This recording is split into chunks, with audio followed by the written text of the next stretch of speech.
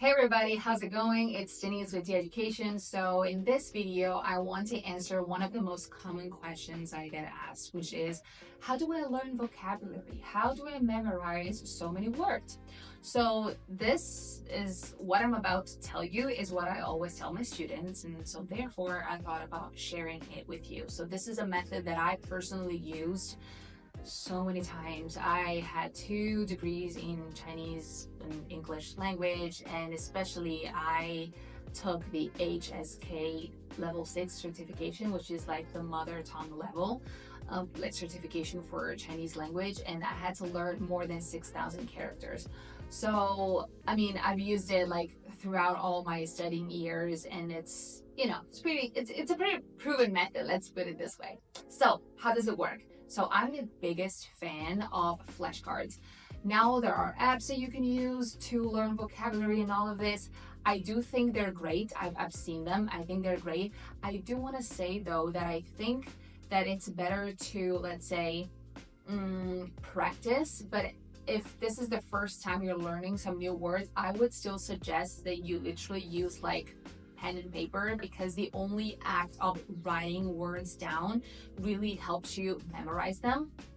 But again, if you just find it more convenient or more comfortable to use an app or more efficient, I would encourage you to go towards the efficient route, other than the comfortable one when you're learning, obviously, because it's a lot of work you're doing. So I would still suggest you use pen and paper, like old school. So how does it work? Basically, what you do is you take like thick paper, like cardboard paper, and you write the word that you want to learn. Now, just like this. For example, here I have suppliers and providers.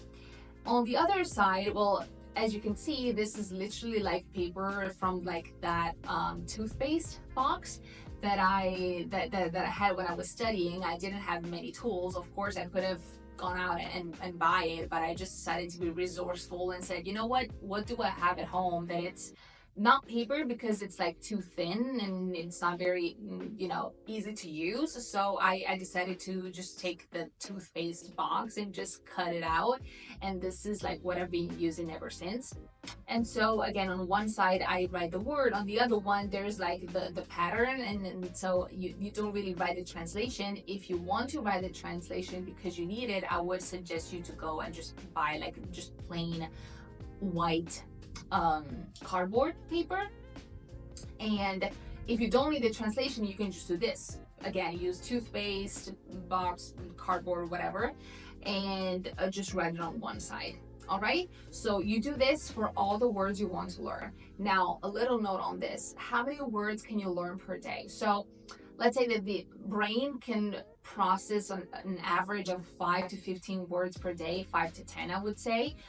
But again, when I was studying, for example, I had to learn 55 or 50 words for the next day.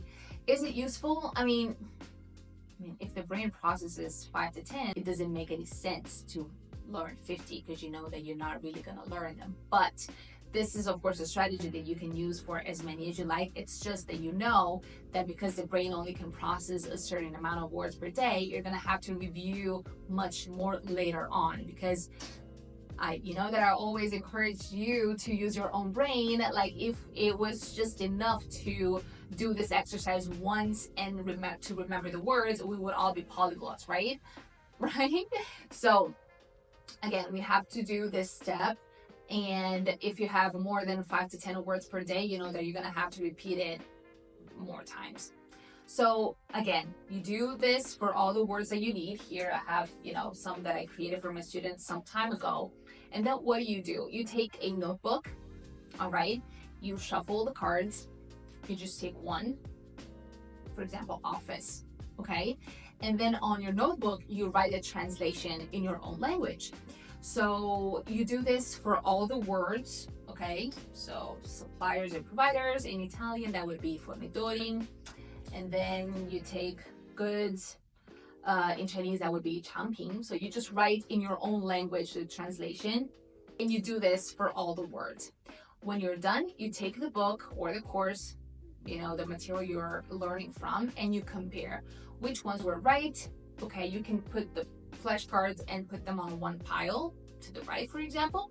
The ones that either you were wrong, or the ones that you had to think too much about. Because even if it's right, but you had to think too much about this word, it's not gonna come natural to you. So here we're really looking for, I don't want to say perfection, but we're really looking for efficiency. So if you had to think about the word too much, that just goes in the no pile.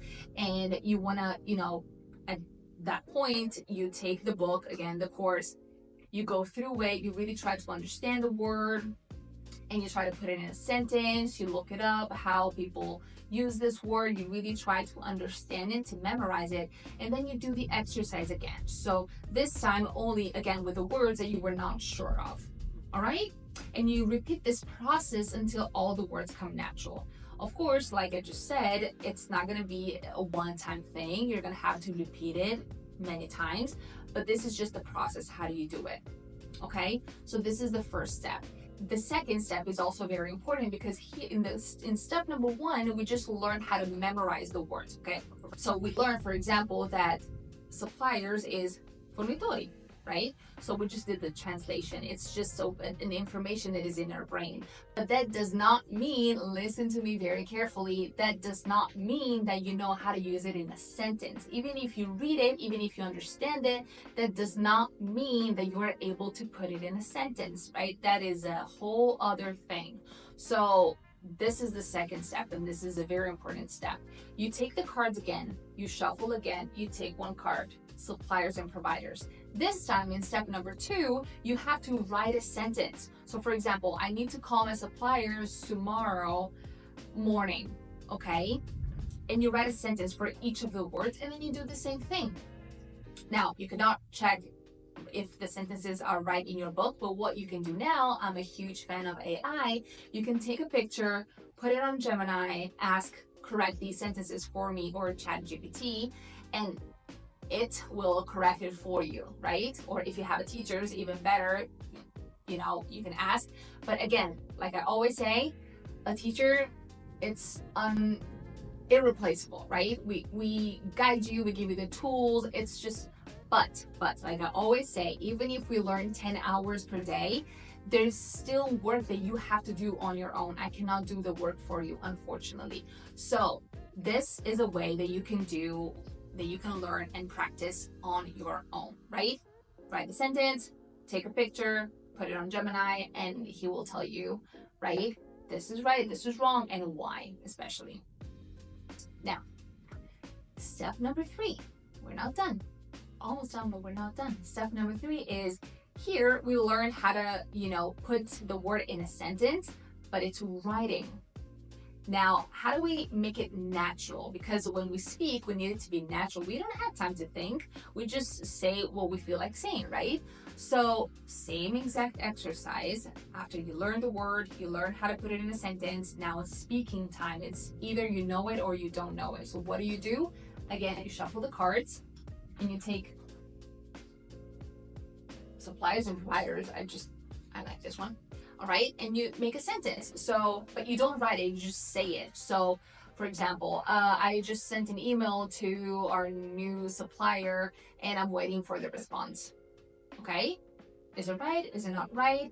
So first you try to make the sentences, right? You can also record yourself, and then I would have to check if you can upload to the moment that I'm recording this video. If right now, for example, on Gemini, this is the one that I use, you can upload an audio file and ask to correct it for you. That would be awesome. Otherwise, you can still record yourself and then maybe, write down, listen back, write down the sentences. I know that there are softwares that, they can just write things down for you. And just, again, put it on Gemini and ask to correct. All right? Or this would be the time when you go to class that you do this work with the teacher. So while the writing part is very simple, put a picture and it corrected for you, the speaking part, of course, that would be better to do it with the teacher. But again, if you do all of this with the teacher, it's going to take you so many hours. But if you do the first 2 parts on your own, because you know how to do it now, and you just use the lesson time for the speaking part. That's going to save you so much money, so much time. That's going to be so much more efficient, because again, no matter how many classes you take, listen to me very carefully, and I'm a teacher and I'm telling you this, no matter how many classes you take, you have to do work on your own. The teacher can't do it for you. All right, so this is my again, favorite method. It's the one that I use to learn so many characters in Chinese and languages in general.